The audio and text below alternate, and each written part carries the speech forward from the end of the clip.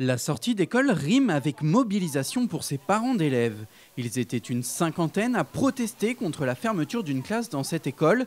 Ils dénoncent la dégradation de l'enseignement avec près de 30% d'élèves en difficulté. On a des enfants qui sont aujourd'hui déjà en surnombre dans ces classes, qui ne font que 49 mètres carrés, alors que le bâti scolaire préconise en fait entre 60 et 75 mètres carrés les classes. Dès qu'il y a un enseignant qui est absent, les enfants sont éclatés dans ces classes également. Donc on a des classes des fois qui atteignent 30 à 32 élèves et c'est pas entendable. On ne peut pas avoir une éducation de qualité quand les enfants sont entassés de cette manière-là. La colère, c'est un sentiment que partage monsieur le maire.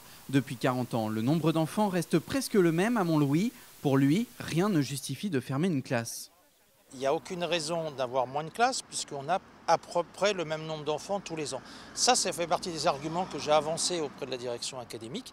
Nous avons une réelle stabilité dans le nombre d'enfants, donc on ne voit pas pourquoi on nous enlèverait une classe.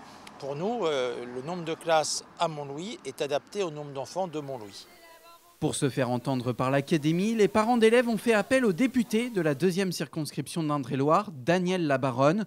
L'espoir est de convaincre le DAZN de faire changer d'avis et de laisser ouvert la classe de l'école Jules Ferry. Derrière, il y a bien évidemment des raisons pour lesquelles on se mobilise. Et ces raisons, moi je les ai exposées au DAZN. Il connaît les raisons pour lesquelles je ne suis pas favorable à la fermeture de cette classe. D'abord parce que les effectifs ne baissent pas, parce que cette école a un profil social tout à fait particulier. Après cette mobilisation, les parents se regroupaient à 18h30 pour une opération de sitting.